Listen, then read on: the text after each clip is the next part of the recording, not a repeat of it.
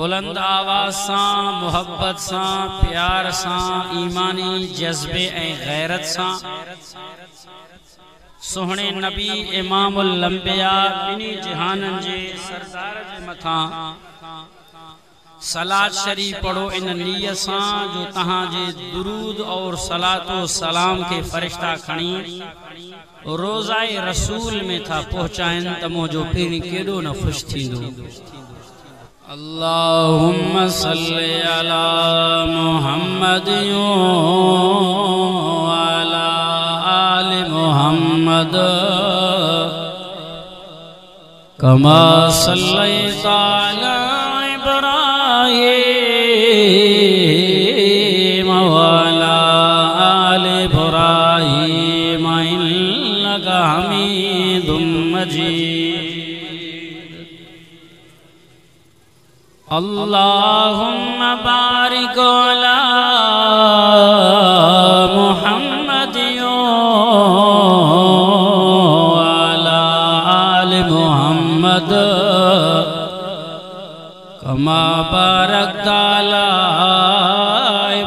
इब्राहीम वाला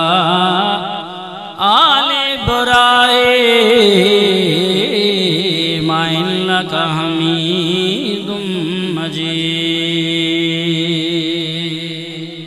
मुझे तकरीर जो खुलासो समझो। मां पांजे तकरीर ऐं वाइज़ खां पहिरियां कोशिश कंदो आहियां त पांजे तकरीर पांजे मौज़ू उनवान जो खुलासो बयान कयां ॿिनि लफ़्ज़नि में ताजो गाल समझ में अचे, मीडिया वारन के भी अचे। सिंध नशरियात माशाल्लाह नौजवान दोस्त बीठो आहे न त सांगीअ में धुड़िया कढी छॾिया।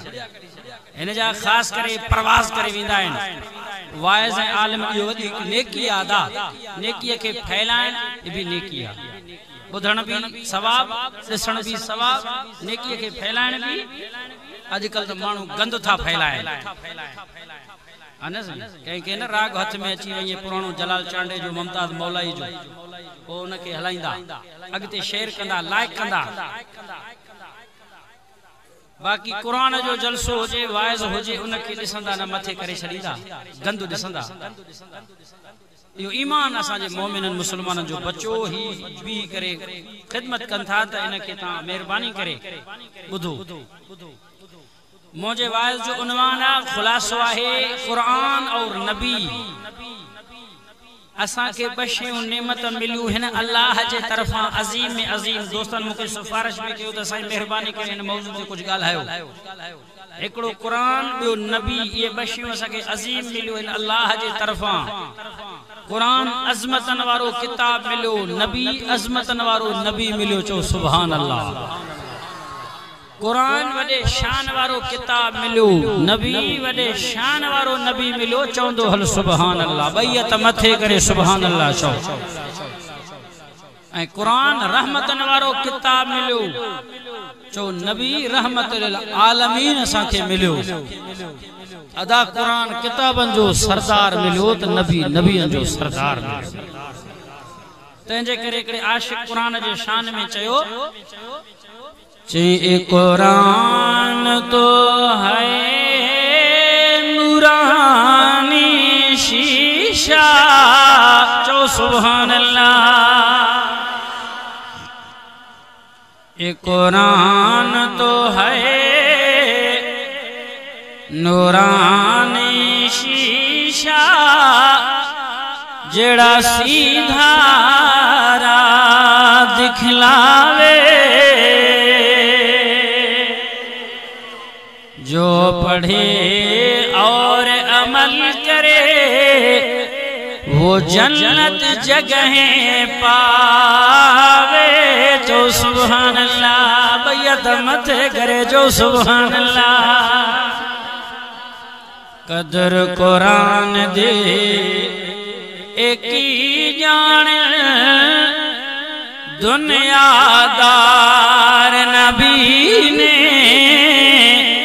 वो कदर कुरान दे जानन वाले। वहीं सुसड़े शहर मदीने। जो सुभान अल्लाह। कोया भी गालाए डाडिया। मां दुआ थो के अल्लाह जेको मथे करे सुभान अल्लाह चए उनके हिन साल रमजान में मदीने जो दीदार कराए। कदर पानी दा बुलबुल जाने, कदर फूलां दा बुलबुल जाने। ओ कदर पानी दा मुर्गा भी, कदर कुरान दा अल्लाह जाने। यावत जाने असहाबी। जो सुभान अल्लाह, बैयत मथे करे चवंदो। ये कुरान अज़मतन वारो किताब मिलियो। जो नबी रहमतन बरकतन वारो नबी मिलियो। तंहिंजे करे कंहिं चवण वारे चयो त नबीअ जो शान निरालो आ, पर नबी जे शहर मदीने जो शान भी निरालो। चओ चओ सुभान अल्लाह। जे करे मोहब्बतूं ॾिसणियूं थी, लज़त माणना थी, कुर्बन जी कचहरी ॾिसणी थी। मोहब्बत हुजे जिथे सुकून हुजे, तहस्सुद हसद नफ़रत न हुजे, हेड़ा झगड़ा न हुजन त पोइ मदीने जो ज़ियारत करे अचे। दाढ़े चो सुभान अल्लाह। मदीनो मदीनो आ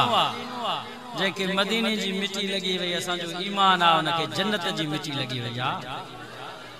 एक मरतबा जिंदगी में मदीने जी ज़ियारत करे अचो जेके ॾिसी आया उहे रोवन पिया। हाणे हाणे तांजे सांगीअ जो हाजी साहब उमरो करे आयो मदीने जो खार खाराई पानी पियारी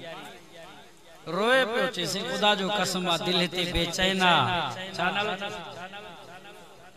हाजी खमीसो खान साहब हींअर उमरो इन उम्र में अल्लाह यो रंग ॾिनो सही ॾाढा त सुभान खमीसो खान हाणे उमरो करे आयो नालो रखो जुमू खान खमीस का जुमू मथे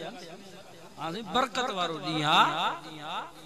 चे सही दिल नथी रहे हाणे हिते वरी चां तो वया वो शायर मदीने जे शान में बद जुमला चया त मदीनो छाहे मुखा छुथो पुछे वही दिसिया तोके पतो पेजी वेंदो मदीनो छाहे मदीने जा आशिक बैयत मथे करे आज खबर पेजी वने नबी जा आशिक केड़ा हैं चे मजे कुर्बतों के उठा कर के देखो मुझे पूछते हो क्या है मदीना मजे कुर्बतों के उठा कर के देखो मुझे पूछते हो क्या है मदीना मदीना की गलियां है जन्नत का नक्शा वो निगाहें जरा तुम उठा कर के देखो जो सुभान अल्लाह मुझे पूछते हो क्या है मदीना अरे गम के मारो सुनो आज मुझसे तुम्हें एक अक्सीर नुस्खा बताऊं कि दिल फिर कभी भी न गमगीन होगा दिल फिर कभी भी न गमगीन होगा वो नबी की मोहब्बत बसा कर के देखो जो सुभान अदा के अल्लाह जे तरफों नेमतों घणियों मिलियो तांजे नशार सांगी जे बराबर करीब ये जलसो ही प्रोग्राम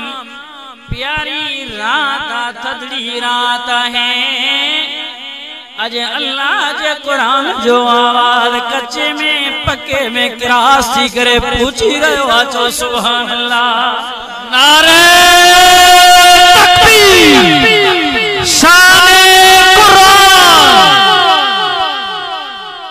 अल्लाह जे तरफों नेमतों घणियों अणखुट बेशुमार गणो त गणी न सघो पर बने मतों जेके मिलियो एक कुरान बियो नबी मा मुराद मुझो महबूब सा जो साईं बीबी आमना जो लाल मोहम्मद अरबिया जो सुभान कुरान अज़मत वारो किताब आए नबी अज़मत वारो नबी आए कुरान बरकत वारो किताब नबी बरकत वारो साखे मिलो कुरान वडे शान वारो मिलो नबी वडे शान वारो मिलो कुरान रहमत वारो किताब तने अल्लाह जे कुरान ऐलान कयो फरमावन नज़िल मिनल शिफाअ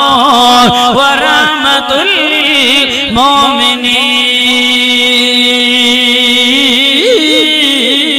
मोमिनीन हथ मथे करे जो सुभान अल्लाह कुरान जा आशिक बैठा है वाह जी वाह अल्लाह तुके हज उम्र नसीब करे ए उम्र में बरकत अता फरमाए सही जिन जलसो करायो आ मां दिल से दुआ थो के अल्लाह से मुझे बाल में बचन में माल में बरकत अता फरमाए अल्लाह से फरमाई कुरान रहमत वारो किताब अज कुरान जो जलसो करायो थो वाइज करायो थो अचो मुसलमानो अज राग नाए के नचना कोनैन के गाना बजाना कोनैन के दुनिया वारो न कुकड़न जो मेला न दाद ढगन जो गोयाए अज अल्लाह जे कुरान जो जलसो आ मुझे महबूब जे सीरत जो जलसो आ हलिया जो जेको अल्लाह जे कुरान जे वाइज में दो जिंदगी जा दोह खणी दो गुनाह खणी दो उथी वी दो दुनिया ना गुनाह माफ करे वी दो छाणे करे वी दो तौबा ताए बची करे वी दो धोई जी वी दो जिया मेरे कपड़े के साबुण सा धोए साफ कबो आए मशीन में विझी पाक कबो आए इया जलसन में वाजन में जेके पोड़ा 60-70 साल जाईंदा के नाफरमान जवान आईंदा गुनाहगार ईंदा अल्लाह जी वाइज में इया धोप जीविदा गुनाह इयो न जाओ मीदा जिया तेज हवा कखन के उडारे छरे जिया पानी साबुण में रखे धोए छरे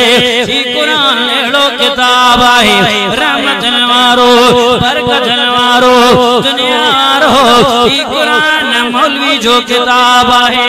न आलिम जो किताब न के जाहिल न पीर फकीर जो किताब आहे ई कुरान अल्लाह जो किताब आहे खोल कुरान जो सुभान अल्लाह बैयत मथे कयो जवान बैयत मथे कर पोड़ा तू भी हथ मथे कर हेठ न गजा जैसे ताईं कुरान जो आवाज खत्म न थी खोल कुरान जो सुभान अल्लाह पर मैं बिस्मिल्लाह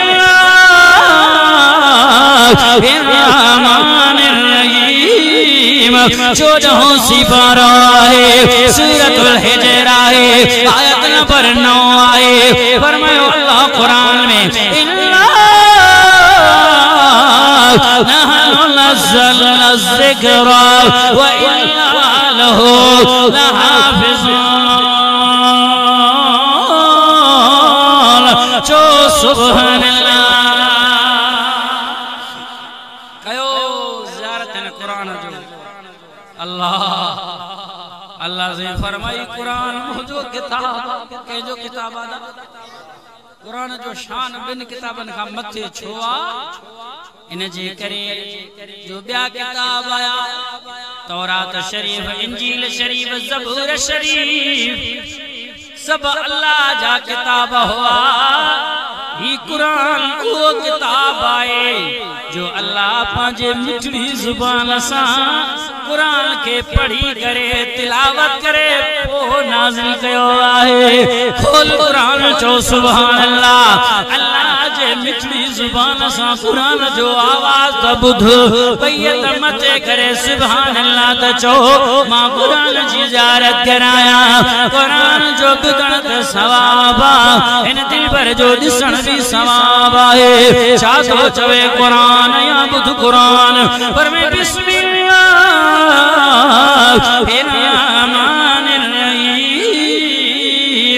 बावे हो सिपारा है सूरज नालो सूरत यासीन है कुरान जो दिल है पढ़ी करे कम करे छड़े दुश्मन अंधा थी वयन दुनिया वारो पढ़ी करे पानी ते पिए अल्लाह शिफा देई थो छड़े केतरो भी मरीजो जी बीमारन जा पर अल्लाह शिफा दींदो आहे रब मिठड़ी जुबान सा कुरान पाण पढ़ी मोकलो पर वल कुरानिल हकीम इन्नका लमिनल मुरसलीन अला सिरातिल मुस्तकीम बैयत मथे करे जो सुभान अल्लाह खोलो पया कुरान जो सच्चो कुरान नया बुलंद आवाज सा अल्लाह जी फरमाई कुरान मुझो किताब इन्ना नहनु नज़्ज़लना ज़िक्रा ज़िक्र मा मुराद छा है कुरान असां इन के नाज़िल कयोसे इन जा मुहाफ़िज़ भी असीं पाण आहियूं दुनिया में कुरान जा केतिरा ई दुश्मन आया वेरी आया खाक में मिली विया कुरान अज भी तरोताज़ा है कुरान पढ़ण वारा अज भी तरोताज़ा हिन जो सुभान अल्लाह कुरान जा दुश्मन वया घर मरी विया सड़ी विया उन जा हदा किरी विया जोर लातो किरण कुरान के साड़ियो किरण कुरान के दरियान में फिटी करायो किरण कुरान वारन के कत्ल करने की कोशिश कई मां तवा का पूछा तो अदा कुरान जो आवाज हटियो कुरान वारा मिटिया कुरान मिटियो ना अया कुरान वारा वधन पया मदरसे में वयो तो सही विफाकुल मदारिस वारन का पूछो तो सही साल में लखन जा लख कुरान जा हाफिज थिंदा कुरान जा आलिम थिंदा वधन चो अल्हम्दुलिल्लाह ॾाढा चो आजकल जे मानन जे किचिए में त मौलविन जो मस्जिद जे पेश इमाम जी मानी टिकी भी बार एकड़ा मान तो मुल्ला थनगना त मई वास्ता नहीं हां सही ओ चंद मौली के तू मानी दे मान अल्लाह वारे कुरान वारे पेश इमाम के जे मानी जी टुकुर नहीं माता का पूछा तो खुदा जो कसम यो सर सब्ज रहंदो हमेशा भले गरीब है मिस्किन छो न वजे ए मौलवी ए पेश इमाम भी तवा के कोन चोंदा इन जा आज असाने चटनी बसर पटाटा छो मोकलिया दी दाल छो मोकली दी अब कने चेवा के मौलवी ता के उनके तो मिले तो अल्हम्दुलिल्लाह तो करे पियो पर जमायत के देण में तप चढ़े आज वायदो कर इंशाअल्लाह कुरान वारा जी खिदमत कना ए मुफ्ती जमीला मसाब जो केडो मदरसो थोड़ी वक्त में थोड़े अरसे में कम कई तालिब पढ़न था अरबी पढ़न था मौकूफ ले तई दर्जा है मस्जिद ज़ेरे तामीरा या गली रोशनी या दीन जी दियो आ जेको बारिश इनके पानी दींदा रहो दींदा इंशाअल्लाह अब बार बच्चा तवाजा पढ़न था कि ना साईं इंडिया अमेरिका का तालिब आ गई गलायो सुनदा ताजा सजा पढ़ंदा तमुजा दोस्तो अजीजो ये कुरान अल्लाह जो किताब है अल्लाह जो जिक्र रब ने के नाज़िल कयो दुनिया वारो इन जो मुहाफिज जी जिम्मो भी मुझे रब खयो आए हिफाज जो जिम्मो तमाम जो मुहाफिज आया छो त कुरान में अल्लाह जो किताब है कलाम है जेको पढ़ंदो पढ़ाई दो वो सर सब्ज़ आबाद शादाब थी वेंदो।